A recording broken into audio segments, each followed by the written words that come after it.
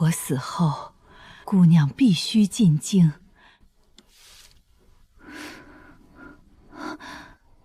这不是我的身体，我不是刚和丧尸皇同归于尽吗？姑娘是宁国公府长房的6小姐，排行第9，只有拿回自己的身份，才会有好姻缘。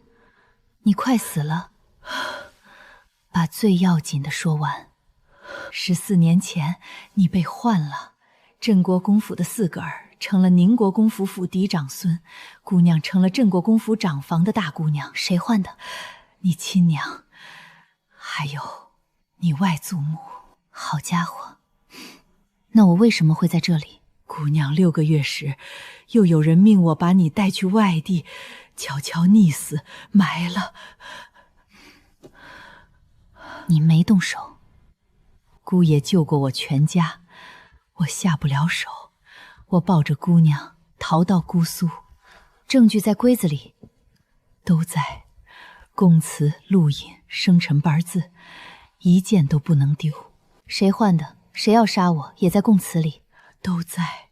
好，我没有回去复命，那些人定不会饶了我家人。若他们还活着，求姑娘看顾一二。我丈夫叫陈瑞，我儿子叫虎头。陈瑞，虎头，我记住了。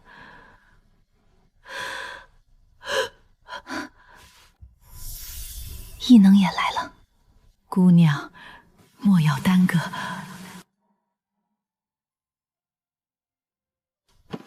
欠你的，我还；欠我的，我算。别怕，我就是这具身体的主人，谢珊珊。我这一生，只有赵嬷嬷最疼我。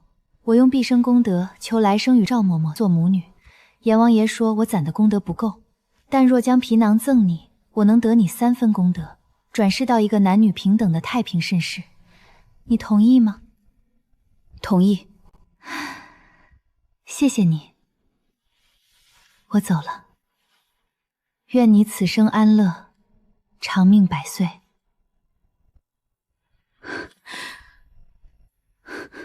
前后32年的记忆，重生都不要。宁国公府到底把他逼成什么样？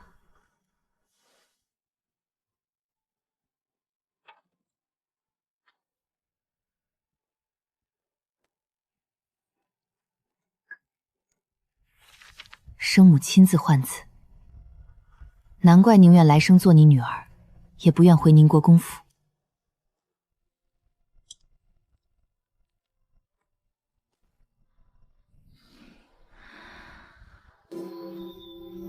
空间也跟来了，末世里没来得及送出的东西，倒便宜了现在的我。宁国公府真千金，现在听着也没那么值钱了。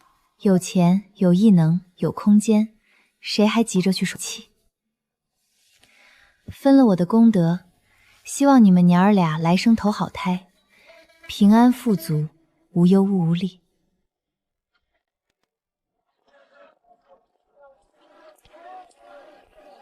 谢姐姐，今儿吃什么？1碗素面。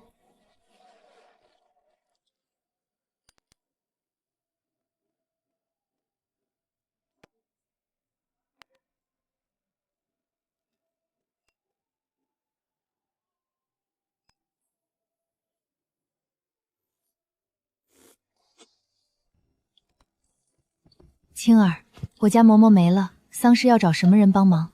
赵嬷嬷没了。棺材铺子有人，吹拉弹唱、哭丧送殡都干。多谢。姑娘要什么？纸扎马轿，再雇人给赵嬷嬷办丧事。停灵几日？3日停灵，7日发丧，一共3吊钱。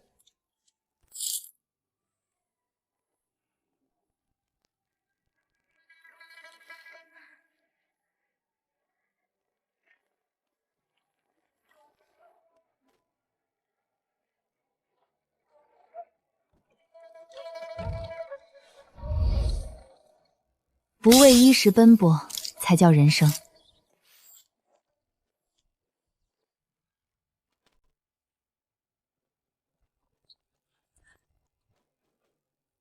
喂，知道这家人去哪儿了吗？出远门了。出远门？说是遵从赵嬷嬷的遗言，前往京城寻亲。什么时候走的？不晓得。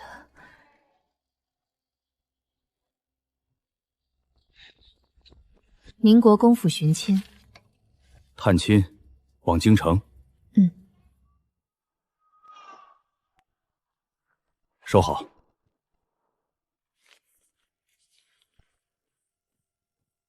你们是什么人？我们从京城来，他的长辈派我们来接他进京。谢姑娘已经走了，她走的水路。是啊，你们现在去码头，也许还能追上。一半人去码头，一半人留下，继续打听。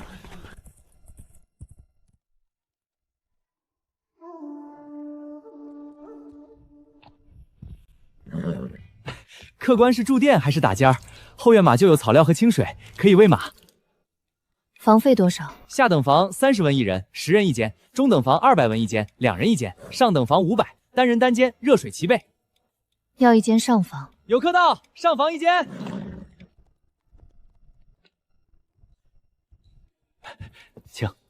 请客官出示录引。幸好出城前办了。客栈寄人必须明明白白，否则衙门来查，小店担不起罪。姑娘前往京城，该往北去，怎么往东南来了？我不大分得清东南西北，竟然走错道了吗？走反了。店里有什么吃的？鸡鱼肉蛋应有尽有。客官想点什么？我叫厨下做。先来1大碗卤鸭面，红烧蹄膀、老鹅汤、白烧羊肉、清蒸白水鱼。是啊。姑娘一个人吃得完吗？吃得完，尽管做好送上来。有客到，中等房一间。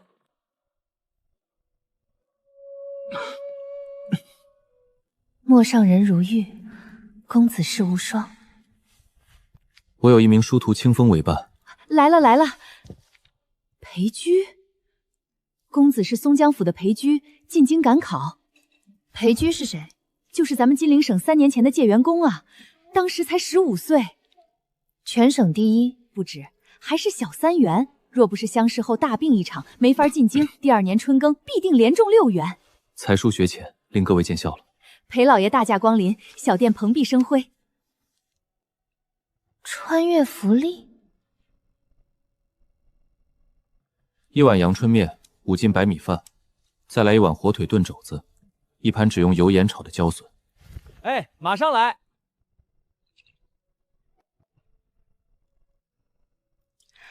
今天的汤格外鲜，面也格外好吃。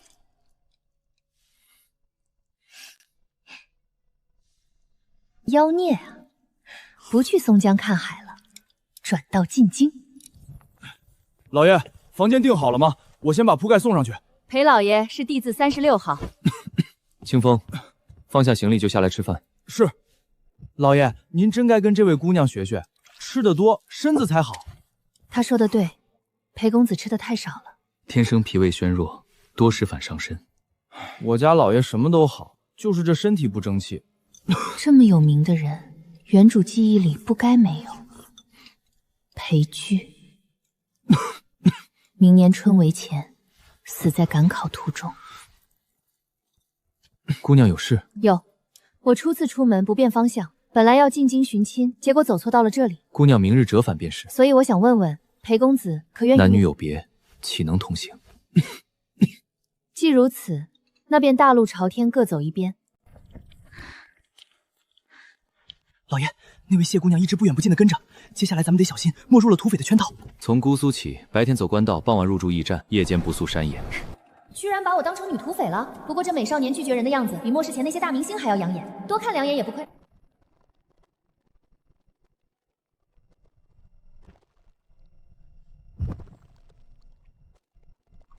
老爷，果然是个女土匪。裴公子能否借火一用，以鲅鱼和烤鱼为酬？请便。若有鸡汤就好了。出门在外，有什么吃什么。谢姑娘莫要再跟着我们可好？不好。何故？早说过，我分不清东南西北，欲与君同行，君却不允，只好偷跟在你们后面，免得再走错方向。谢姑娘为何一人出门？我与京城中的家人离散多年，从未谋面，由老嬷嬷抚养长大。如今嬷嬷驾鹤西归，临终前嘱我务必进京找寻家人，否则她在九泉之下不得瞑目。偏生我没了嬷嬷，就好似没头的苍蝇找不到目的。姑娘可以乘船北上，或者雇镖师护送。古代的小孩真不好骗，我晕船，更怕被镖师拐到外地卖了。我们老爷也晕船。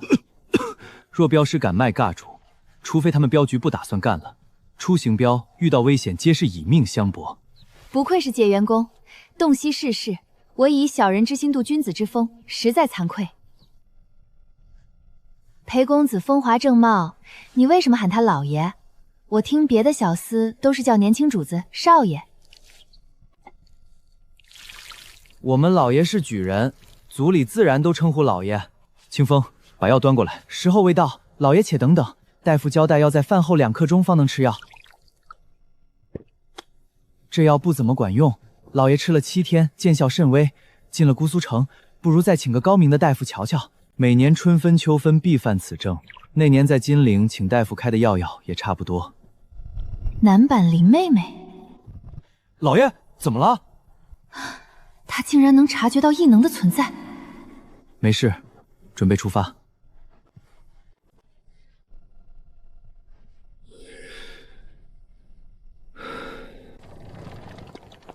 小娘子好不懂规矩，朝廷的驿站岂能随意入住？他们怎么能进？举人老爷自然能住，驿站掌管公文传递，官员接待。莫说你这样的小娘子，便是官员家眷，也不得滥用。客栈房费高昂，得省钱置办冬衣。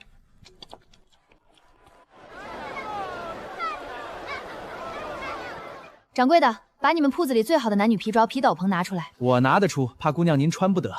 何意？本朝上火德，自高宗大洪起颁下规定，庶品以下不穿貂皮，举人以下不得穿狐皮，庶民只能穿鼠皮、羊皮，否则以僭越治罪。小店不敢随意出售。高宗是什么乌龟蛋蛋？大搞阶级对立。如此说来，我若想穿锦绣绫鸾吃山珍海惠，非得回宁公府不可了。那件呢？此裘价值1000银，整个姑苏城只此一件，举人以上才能穿。金陵省3年前的解元宫，配不配？听闻裴解元有天人之姿。没错，这胡白油穿在了他身上，必定相得益彰。快取下来，快取下来！解元宫已具备选官之资，除海龙皮、玄狐、紫貂外，所有皮货都穿的，姑娘尽管挑选。古往今来，果然是万般皆下品，唯有读书高。珊姐儿，你千万别回家！昨儿来了10几名凶神恶汉，自称你京城亲戚，在客栈住下，到处打听你。大伙儿都说你出远门寻亲了，他们不信，你可别自投罗网。京城提前了3个月，是敌非友，当杀之后快。放心，嬷嬷教过我武艺，我不怕他们。姑娘，快躲躲，别回家。多谢张叔，我自有分寸。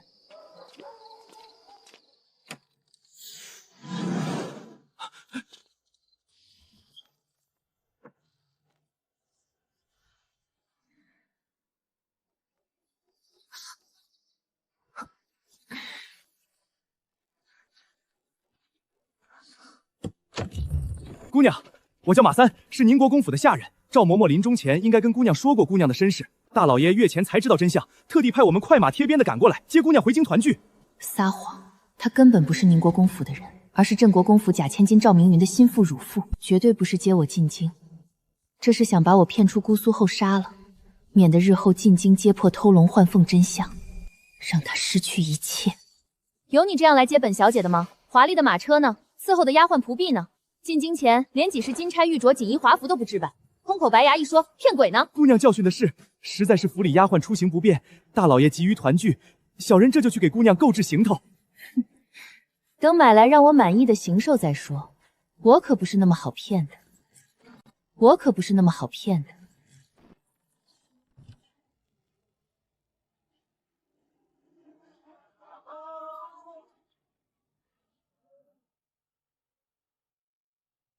谢姐姐，你真要跟那些人进京吗？为何不进京？我确是宁国公府的千金，他们正是公派来接我的下人。1等1的宁国公府。你是宁国公府的小姐？我姓谢。请姑娘上车。我家养的小黑马得跟着，别落下了。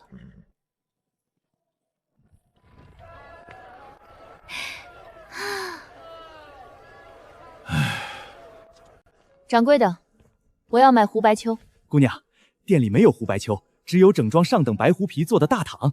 那就买件大氅。承会300两纹银。姑娘，这哪里穿的大毛？莫若等回了京，由府里针上的人给您做。咱们府里的针线比外面好。赵嬷嬷说，越往北越冷，京城10月就会下雪，我得提前预备。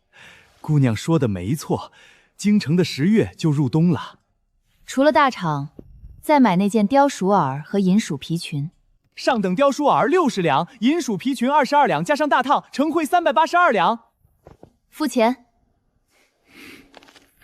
等他死了，这些东西仍归我所有，卖掉拿钱，损失有限。我手里的银子已所剩无几，明日出城100里后，找个没人的地方就动手。钱给够了，替你杀个人算什么？既然你们急着找死，那就成全你们。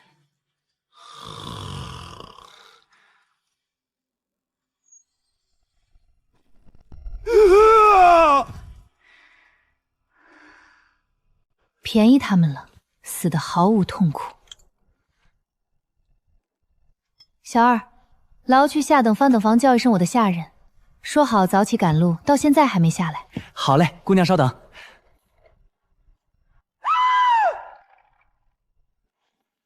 掌柜的，死人了！什么？3间房、14房、14个人，全死了！报官，快！大人，门窗破损，身上无伤，食水也暂未验出毒物。14人同死，却无伤无毒。我们昨夜竟跟死人住在店里，我现在就走。有点对不起客店了，但马三必须死在城里，经官府一查，我才清白。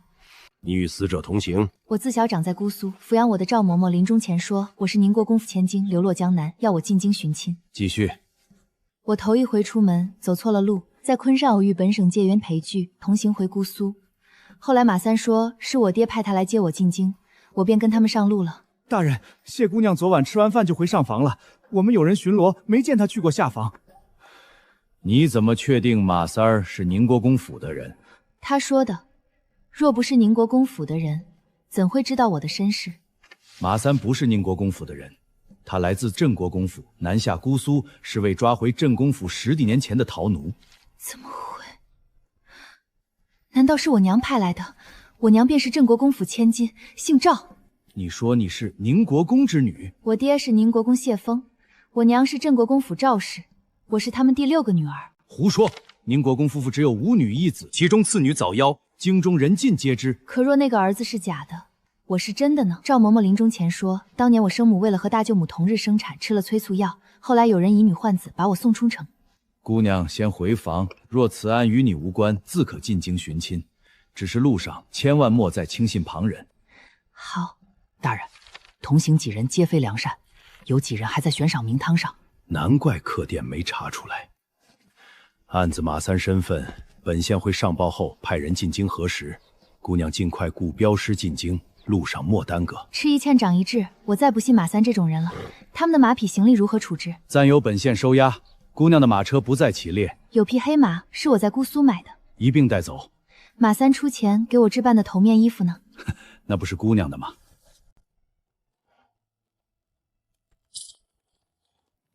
发了一笔小财，该去找美少年养眼睛了。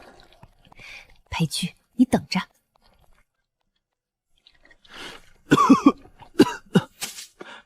老爷，出了金陵省再往北，咱们就更要小心了。谢姑娘不是土匪，老爷不用担心她给土匪通风报报。我在姑苏拿您的名帖去衙门问过，确有谢珊珊其人，也确实新办路里要去京城寻亲。还问了什么？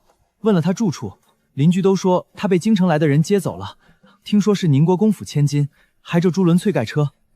骗子！老爷说什么？无事。老爷，快看！裴公子，真巧，咱们又见面了。谢姑娘辨得出中南西北了？很遗憾，还是分不清。我一路问人，才沿着道追上裴公子。惊不惊喜？意不意外？谢姑娘，请自重。所谓自重，好，好，好，我自重，你别皱眉。裴公子，方便搭个伙吗？伙食由清风做主。当然可以，先前吃了姑娘的鱼，正愁没机会厚打。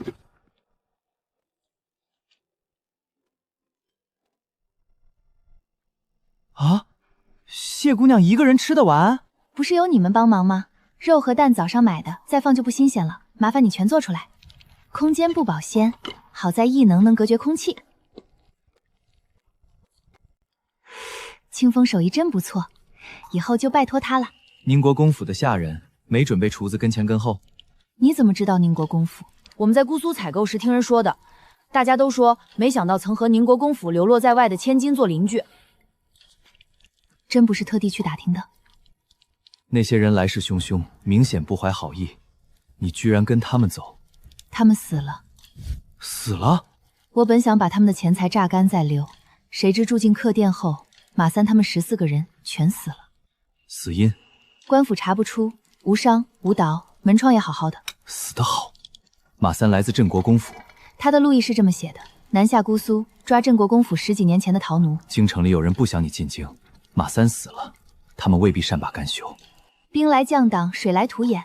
裴公子，我孤身一人，独木难支，孤掌难鸣，双拳难敌4手，恳请公子庇护一二。我一介小小举人，如何庇护你？凭那个奉旨会使的旗子，连土匪都要掂量掂量。谢姑娘高看我了。好心的裴公子，善良的裴公子，你忍心看我一个弱女子独自赶路吗？冒险与你同行，与我有什么好处？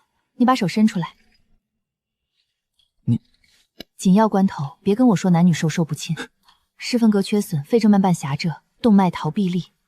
这颗心能撑到现在，裴家是把命往里填。怎么回事？赵嬷嬷说，我生母当年吃了催产药，我提前1个月落草，幼时体弱，后来幸遇隐士高人，传我养生功。能治好我们老爷？需要很长时间。只要能痊愈，多久都值得。老爷，现在可好些？不可了。你这是干什么？别折我的寿。我小后流落街头，是老爷收留我，老太爷和太太教我读书习武，我才有今日。江南名医都说老爷活不过20，若不是为了给家族改换门庭，老爷不会带病进京赶考。裴公子神清骨秀，聪慧无双，老天爷赐他长命100岁，不能急。他身体破败太久，只能点点修，慢慢治也好常见。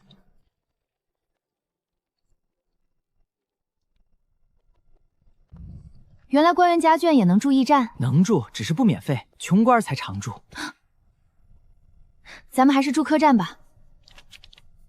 附近没有客栈，我已同义夫说好，加200钱换一间有2张床的房。换得好。谢姑娘手段不凡，老爷足有半日没咳了。明日进了大城，找大夫看看。咳嗽药是不是不用吃了？原本就是治咳的药，我想不用了。还是问问谢姑娘。好。谢姑娘，我们老爷昨夜没咳，治咳的药还吃吗？是药3分毒，不咳了就别吃治咳的药。丸药呢？人参养润丸还吃着。心肺只是略好，气血虚，该吃还得吃。到京城后再找高明大夫看看。听谢姑娘的。裴公子，你真好看。谢姑娘，慎言。好，慎言。裴公子，今晚我们改住客栈好不好？我包食宿。谢姑娘有恩于我，费用何该由我们出？对，姑娘千万别推辞，此后食宿交给我。你们盘缠够？老爷是借员工，府城、县城、乡绅亲友都赠了程仪，家下中积蓄带了350两。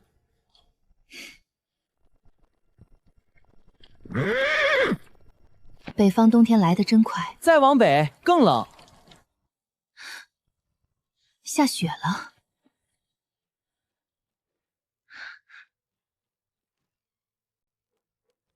谢姑娘，这么晚有什么吩咐？我在姑苏给子置办冬衣时看到这件斗篷，当时就想穿在你们老爷身上一定好看，别人都不配。姑娘给我们老爷送斗篷，北方极寒，他心肺才好些，不能受冻，就当抵我接下来的食宿费。多谢姑娘。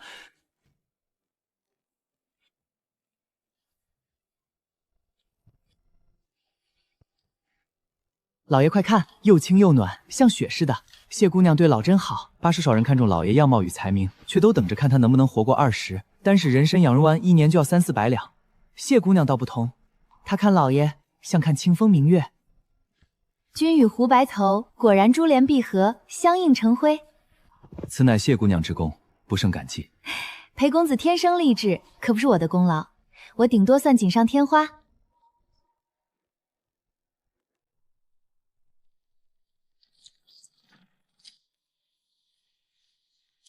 鬼天气，下的真不是时候。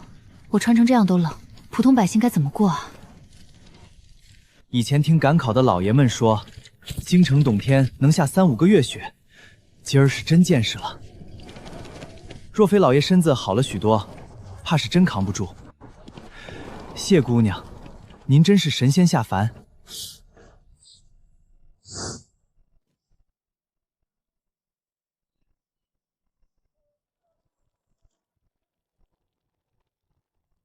就近住下吧。掌柜的，3间连着的暖炕，每晚总共1两5钱银子。老爷，比江南贵多了。先住下。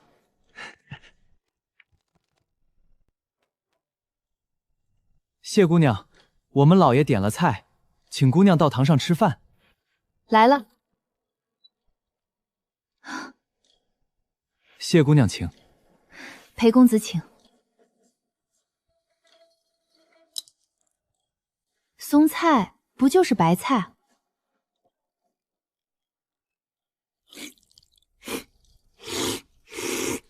还是饭顶饿。5斤？赶路耗力嘛。菜价、肉价比江南贵3成，米价贵1倍。房费每日1两5，算到我头上，1天不吃不喝也要5钱。你想说什么？老爷，明日我去找中人租屋宅吧。1两5钱，在京城都能租1个月小院子了。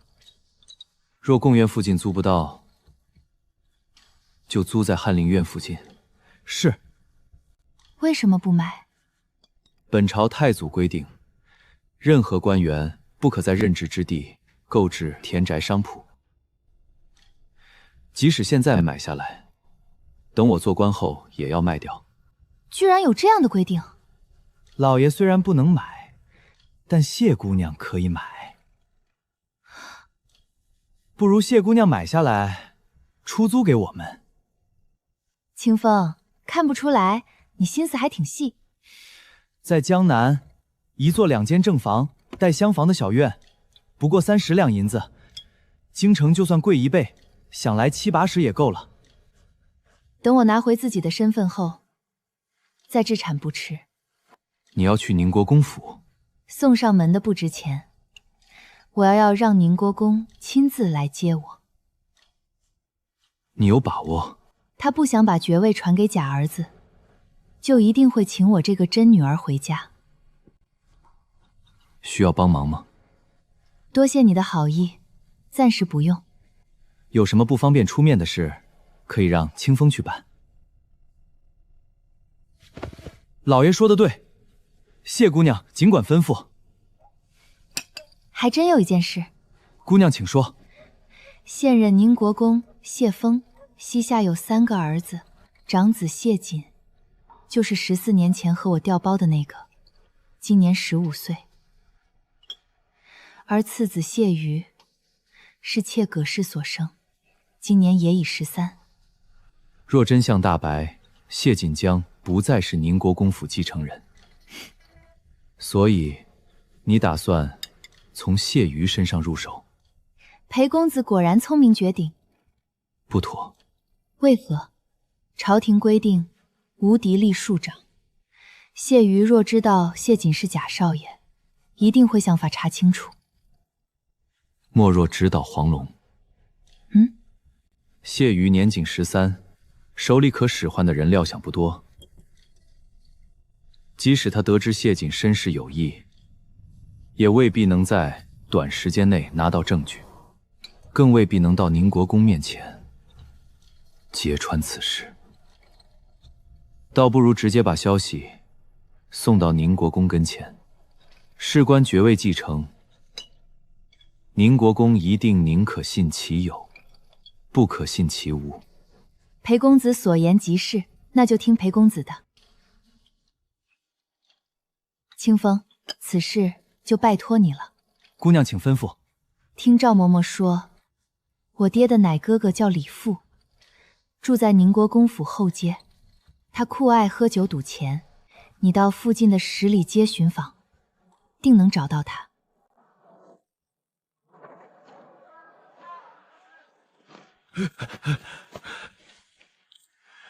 打听个人，李富，下巴有痣那个，正是。他每天15会先去猪头3的酒肆喝酒，之后再去赌钱。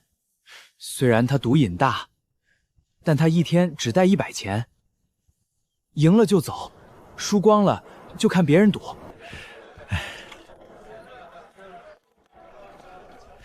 清风小哥请我来，可是房子的事儿。我家老爷进京赶考，住客栈花费太过，想在贡院附近租个小院。这样的独门独院自然有，只是明年是大比之时，行情紧俏，租金已经涨上来了。多少？春未结束前须得4两银子，春闱结束后2两银子1个月。先吃饭，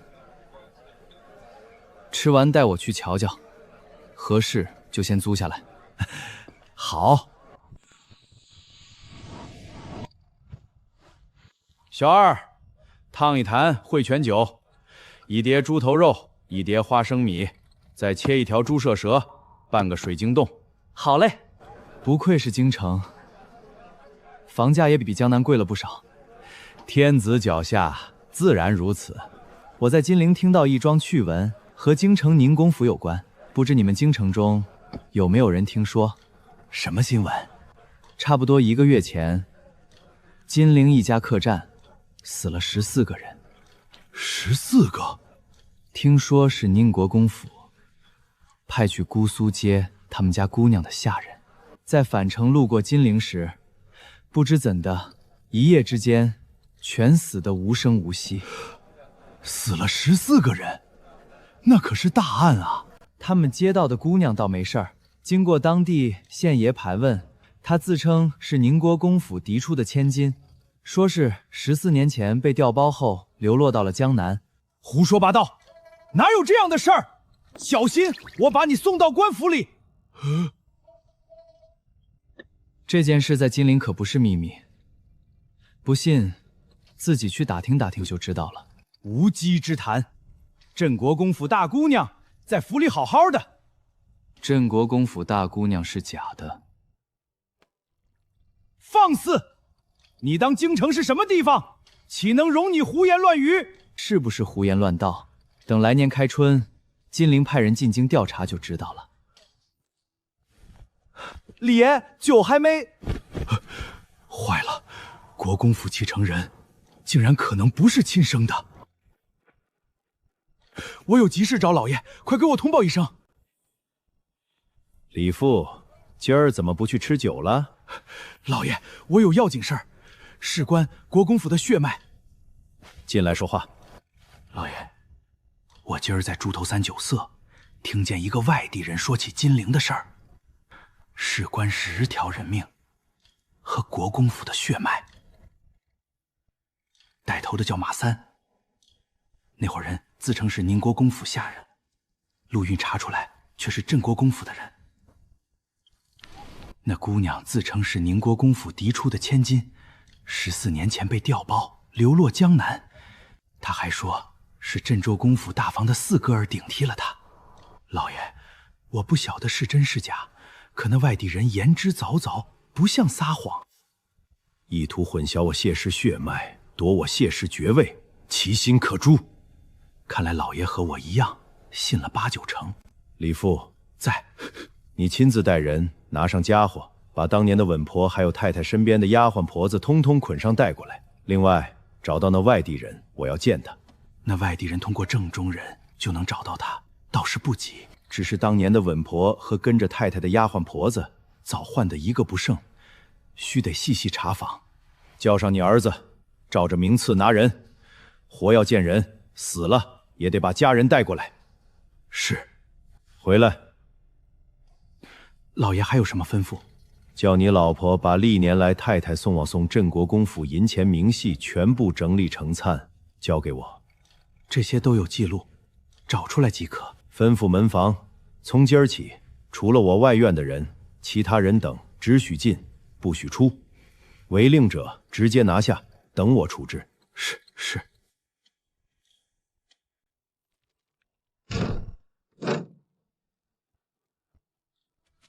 清风小哥，他是金陵省上一科节元宫的书童，如今住在客栈里。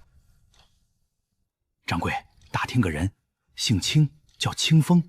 有这么个人，他和他家老爷住在本店。可还有旁人同行？还有一位姓谢的姑娘，陆有登记呢。就是他了。老爷，查清楚了，是金陵省上一节元宫的书童。有个姓谢的姑娘与他们主仆同行，客栈陆央登记上写着，她是到宁国公府寻亲。备马。老爷，外头风雪正大。备马。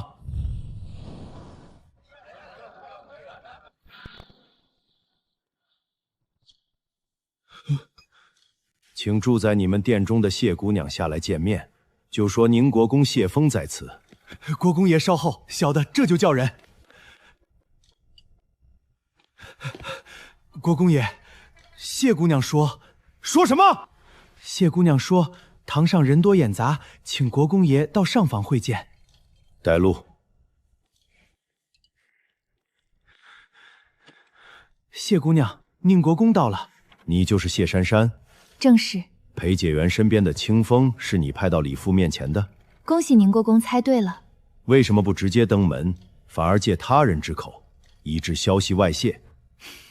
笑什么？我笑宁国公站着说话不腰疼，仿佛狗眼看人低的不是你们宁国公府。再说，是你宁公不作为，才致亲生女儿逃亡在外，养儿子养了14年都没发现是假的，就是失职。那你跟我回府？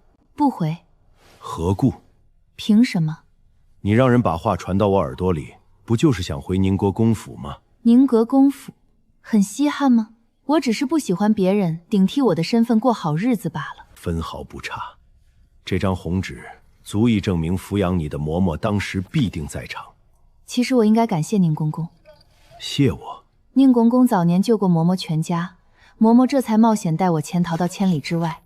可恶，赵氏和林氏真是吃了雄心豹子胆。宁国公不从自己身上找原因吗？什么？如果不是你宁公一心想纳妾生儿子，时年28的宁国公夫人岂敢铤而走险？我被调换错共10分，7分在他，3在你，别觉得自己清白如雪。我宁国公乃8公之首，世袭5代不降等，5子继承才是对祖宗的大不孝。是，南香香，南丁贵。那叫我回宁国公府干什么？是想借我之名，让我与谢瑾、赵明月各回各家吧？你既然明白，还有什么理由拒绝？当今世上，除了皇室公主、东氏之女，满朝文武百官中，没有谁的女儿比你更尊贵。就这个？什么？与我有什么实质上的好处？那你想要什么？1个月前，马三带着10几个亡命之徒来姑苏接我。知道我跟他说了什么吗？说了什么？我说如果没有骏马香车，没有丫鬟仆妇，没有金钗玉镯，没有锦衣龙、青裘宝带，休想请动本小姐。李父，听到没有？小的听到了，请国公爷发话。你回府里找周嬷嬷，打开我院里的内库房，取出陛下今年才赏下的白狐披风，再配上石青缂丝、紫貂斗篷与昭君套，一并带过来，送给6姑娘。是。就这些？李父，叫你女儿亲自带人，把大姑娘出飞前住的西院上房收拾出来，一应家具陈设，装了珠玑从我库房里拿。房里再配大个丫头和8个小丫头，偷金耍滑的一概不要。接姑娘回府的马车用4匹高头大马。先就这些。是。我有3个条件。哪3个？身外之物，看来打动不了你。能跟我讨价还价，你这气魄，不像缺钱的人。第一，我的终身大事由我自己做主。我可以答应。但是你选的女婿必须让我满意。放心，不是才貌双全的，我压根看不上。我只是不希望将来有人拿我的婚姻做文章。那第2个条件呢？我自幼无父母教养，赵嬷嬷又宠我，也惯了，所以宁瓜府不许拿规矩约束我。堂堂国公之女，岂能……国公爷若是为难，反正我不愁吃喝，逍遥自在。你会武？不足挂齿，不信吗？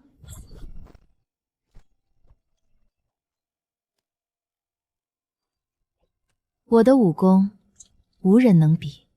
第2个条件我答应，每回出门带足人手即可。第3个条件呢？第3个嘛，谢瑾顶替我，享受了继承人的待遇，我要镇国公府补偿我。谢瑾在宁国公府用了多少，花了多少。赵明玉又拿了多少，一笔笔算清楚，折成银两送到我手里，1分1厘都不能少。好，这一点最像我和你爷爷，资如必教，绝不吃亏。先就这些条件，其他的等我想到了再说。你长得像我，脾气更像你爷爷，不讲道理。这你可冤枉我了。本小姐最喜欢晓之以理，动之以情。我若真不讲理，您老人家捧着金山银山来，我也不稀罕。好大的口气！怎么，国公爷莫非以为这里是宁公公府？该用汝窑喝明乾龙井。小时候日子过得贫困，赵嬷嬷卖真钱养活我，有余钱就请人教我读书识字。临终前，她只留了几10两银子的路费给我。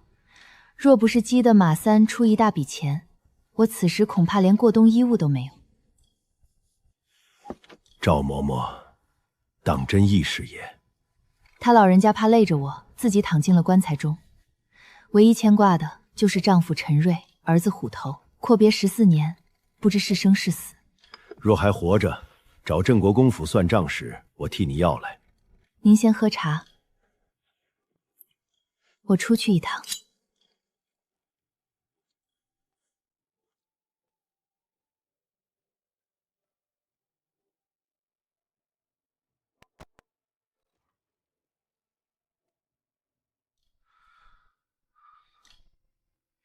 裴公子，魂归来兮。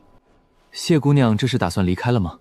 正是，宁国公亲自来接，我自然要给面子。裴公子若是租下房舍，叫清风递个信，我必定亲自前去喝暖房酒。好，届时到地相迎。宁国公府家大业大，我的小黑和马车就不一起带过去了，恳请裴公子收留自用。多谢姑娘。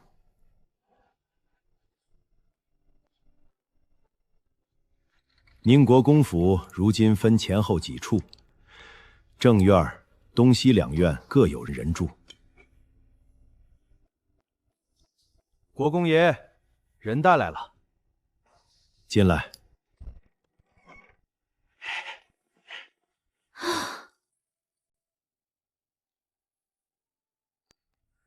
手脚利索点，伺候你们姑娘更衣。是。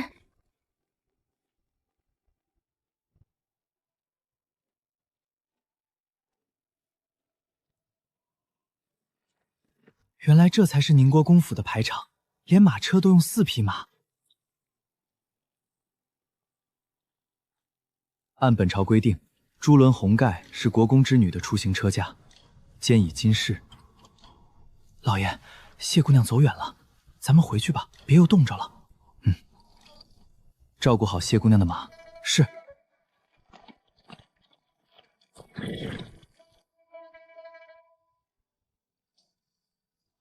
3路5进，占地怕是超过100米。李父说的不清不楚，只叫我开库房取东西，还净捡好东西拿，说国公爷要接六姑娘回府，竟没想到六姑娘竟生得这样像老太太和国公爷。我仿佛看到年轻时的国公爷。我见到他也吓了一跳。外头冷，姑娘快回房暖和暖和。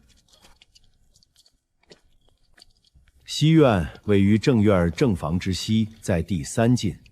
后门往东有穿堂，直入正院正房。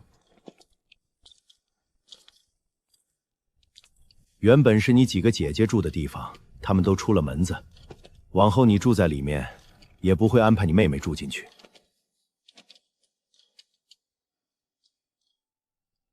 安排不错，我喜欢。老爷、姑娘，房间已经收拾齐整，请姑娘入内检视。若有不足处，立刻更改。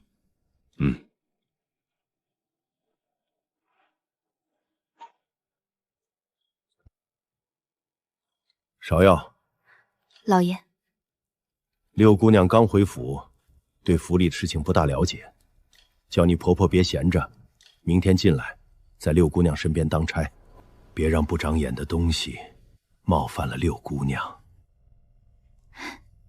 明白，明天一早就来。周嬷嬷，老爷，六姑娘从小没在我跟前长大，往后缺了什么穿的用的，你直接从我库房里取用。太太过问，该怎么回呢？镇国公府令我亲生女儿流落在外10年，又以假子冒充我亲子，企图窃取我宁国国位。我明天面圣后就去找镇国公府算账，他未必有时间过问。什么？大爷不是国公爷亲生的？正是。太太当年生下的是六姑娘，不是谢瑾。通知府里任何人不得怠慢六姑娘，否则打一顿，撵出去。是。还好不是真假千金文里脑子有包的掌权人，没把亲生的当草，把非亲生的当宝。六姑娘刚回府，谁敢给她添堵，自己掂量。是。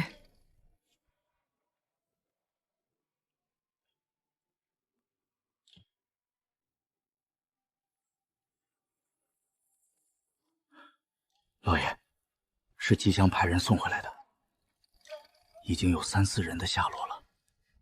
陈稳婆14年前失足落水而亡，他儿子2个月前欠债，被讨债的打死了。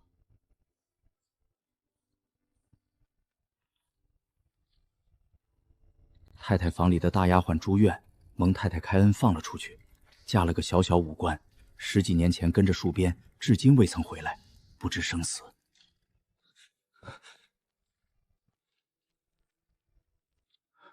14年前陪太太回娘家的陪房，正好家的。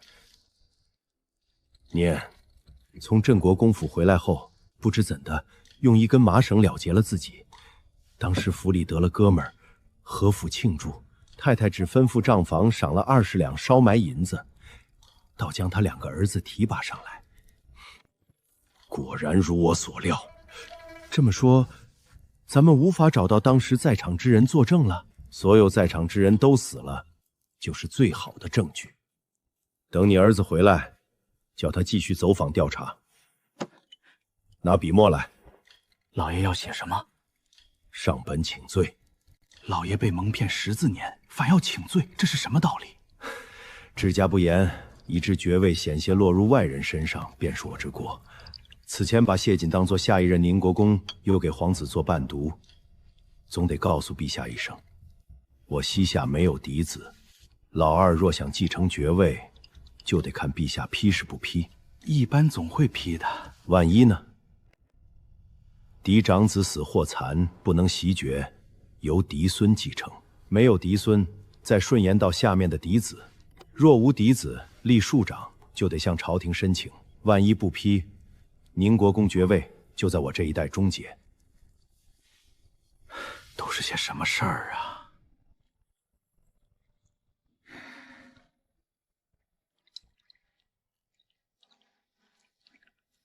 你们叫什么名字？原本在哪里当差？回姑娘，我今年17岁，原本是大姑娘的房里的。大姑娘出阁后，我又服侍过3姑娘和5姑娘。5姑娘出阁时没带上我，我就留下负责理大梨院大小事务。芍药姐姐选我上来，就是看中这一点，请姑娘赐名。以后你就叫凌霄。谢姑娘赐名。你叫白芷、紫苏、杜若。谢姑娘赐名。府里原先有5位爷，活下来3位，往后只有2位了。2爷名瑜，3爷名翰，和原先的大爷一起住在东院，2位爷分住东西厢房，待遇一样。房里有4个大丫鬟，4个妈妈，8个小丫鬟，外面8个小厮，8个长随，每人还有4位乳母。好家伙，不愧是国公府的少爷，人人都是贾宝玉。国公爷膝下共生了11个姑娘，姑娘排行第6，上面有5个都是太太所生。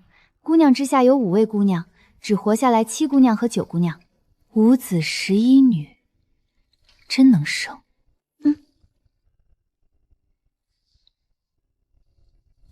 太太来了，还不见礼？原来是我那个狠心将我与谢瑾调换的亲娘，深夜到此，有何贵干？谁是你的亲娘？你以为宁国公府是什么地方？由着你胡编乱造，诋毁当家主母？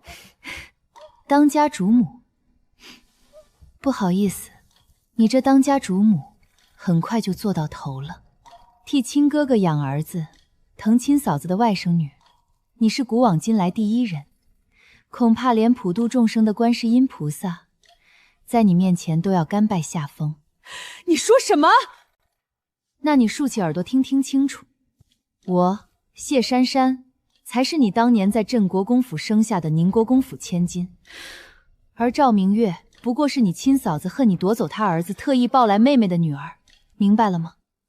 致使我流落在外14年的宁国公夫人。不可能，不可能！你胡说！国公爷怎么会信了你的鬼话？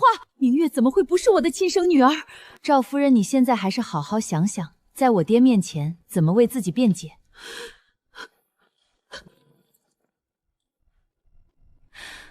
我要见国公爷。让宁国公夫人回去好好想想，等我明天回来，该以什么的谎言继续欺骗我？太太，国公爷请您回去。李父，你跟老爷说，都是那个小丫头吴生友，根本没有这样的事，是老爷误会我了。太太，国公爷已经掌握充足的证据。假的，都是假的，定是有居心叵测之人离间我们夫妻，破坏谢赵两家的姻亲。这些话，太太还是留着明晚跟国公爷说吧。国公爷明日早朝，无暇面见太太。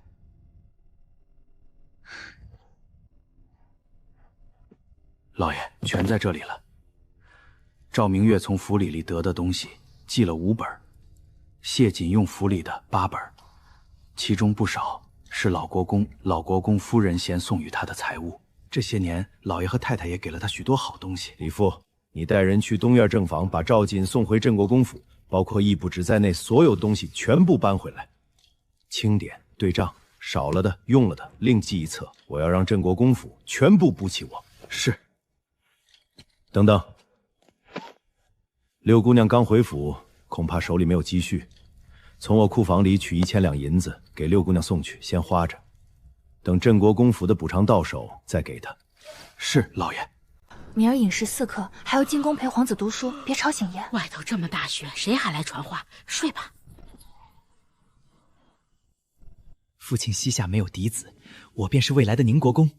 二哥，恭喜！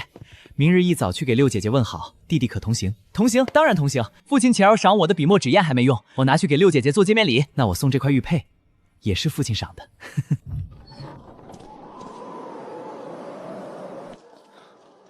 这是要做什么？嘘。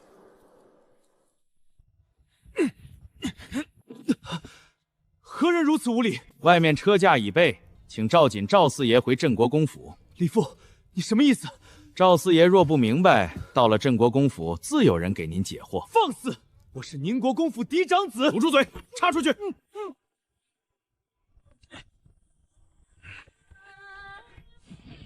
连鞋子都不给人穿一双，跟去看看。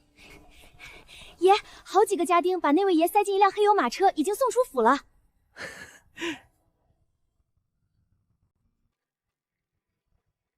快3更了，两位爷怎么还不歇息？明儿还得上学。听说六姐姐回来了，特意来问问。我们没见过六姐姐，不知她喜欢什么，问清楚，明日好送礼。不管两位爷送什么，都是心意。那便不扰你办差。一针一线登记造册，送到国公爷库里。国公爷，该起了。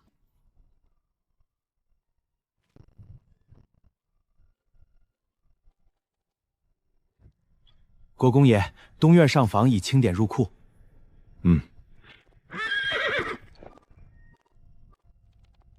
尚书大人，这是今日急件。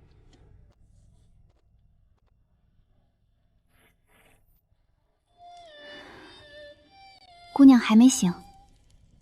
昨儿睡得晚，谁也不许吵。还没醒？没醒。两位爷曾起上学前来了一趟，见姑娘没起，放下礼物就走了。白纸，去针线房叫手脚灵巧的小媳妇来给姑娘量尺寸，再去金银房让蒋老将找周嬷嬷取金银珠宝。大厨房那边，江南口味、京城口味的早饭都备上。紫苏、人海、杜玉，你们针线好，先给姑娘做里衣、绣鞋、罗袜、荷包、鹅手套、套这些小物件。周嬷嬷昨晚已送来料子和针线。好。扫雪的扫雪，喂鸟的喂鸟，左右耳房也打扫出来，给姑娘当库房。奴婢钱嬷嬷给姑娘请安，起来，起来。给我多做几身男装。是，姑娘。姑娘刚回来，我那亲家连夜把赵四爷房里的东西一针一线都搬回国公爷库里。国公一连5天早出晚归，未必顾得上姑娘。姑娘有什么想吃的、想要的，只管吩咐我。除了国公爷，姑娘就是府里最大的。赵瑾被送回镇国公府了，是国公爷下的令，旁人可不敢。够快，我喜欢。原主那一世可没有这样的速度。果然，打铁全靠本身硬。昨儿我用的手炉不错，拿一个出来，我要送人。在家里用什么炭？主子房里烧银骨炭和红罗炭，手炉脚炉用香饼。银骨炭、红罗炭各2篓，加上手炉、脚炉和香饼，送到我回来前住的小客栈，交给裴区裴解元，请他试用。赶明儿见面给我反馈。是。早饭不错，可惜送到客栈就凉了。大厨房有几样点心做得不错，有没有枣泥山药糕、糖酥酪、藕粉龟糖糕？都有。凑4样送过去，回来顺便告诉门房，若有裴解元身边清风给我信，不得怠慢。遵命。我胃口比较大，以后早饭照今日这样备。午饭加5成，晚饭比午饭少一点。是，姑娘。这是2爷、3爷早上送来的。谢瑾不是亲生的事一出，2个庶弟坐不住了。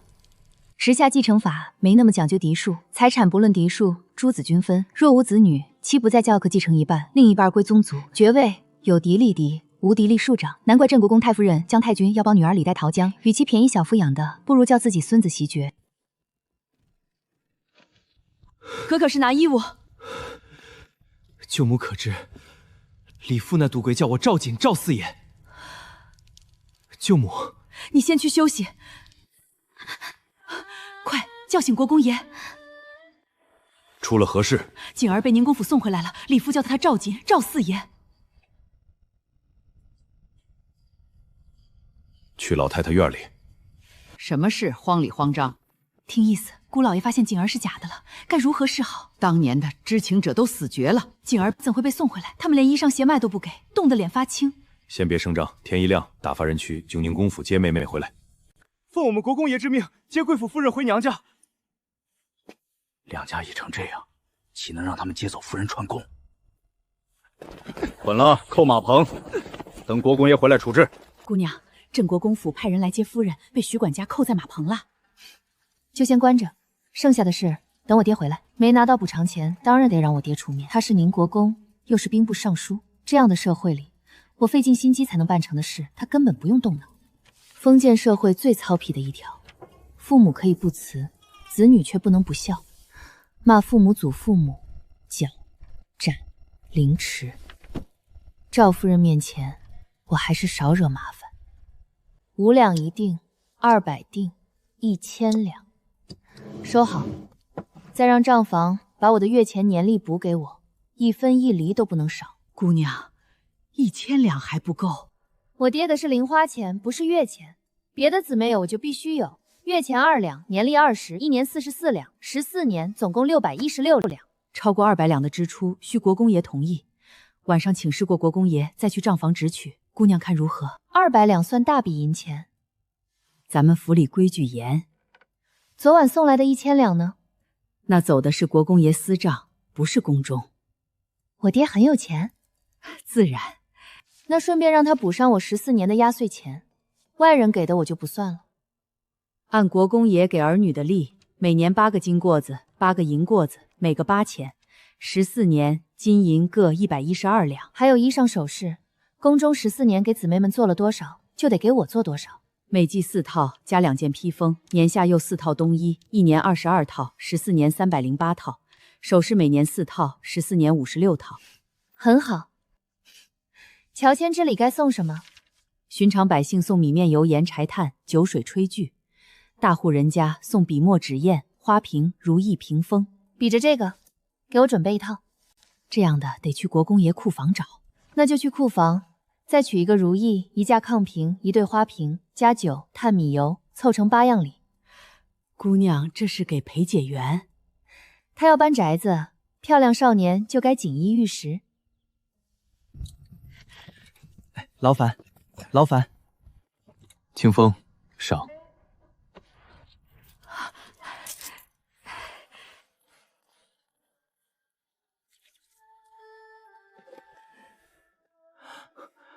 好精致的点心。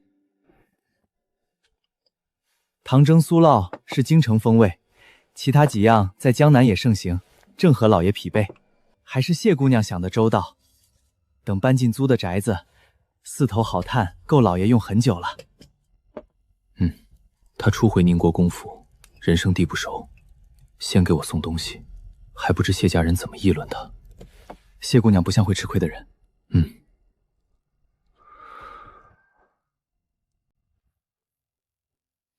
姑娘，7姑娘、9姑娘来拜见，请进来。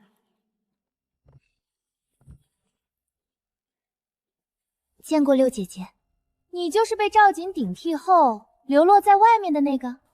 9姑娘，先回房冰敷。你就任由我被外人打？9姑娘，府里诸位兄弟姊妹中，以6姑娘为长。9妹妹，咱们已经见过六姐姐了，先回去吧。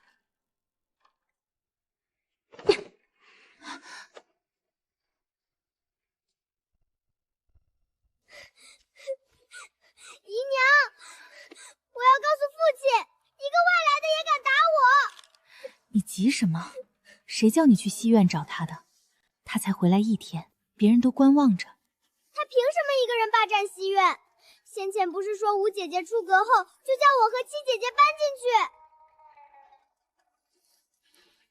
谁叫你没托生在太太肚子里？所以你更要谨言慎行。等老爷晚上回来，你去老爷跟前诉委屈，叫老爷知道，在外面长大的姑娘，终究没教养。圣人口谕，宣宁国公谢峰到紫宸殿觐见。臣领旨。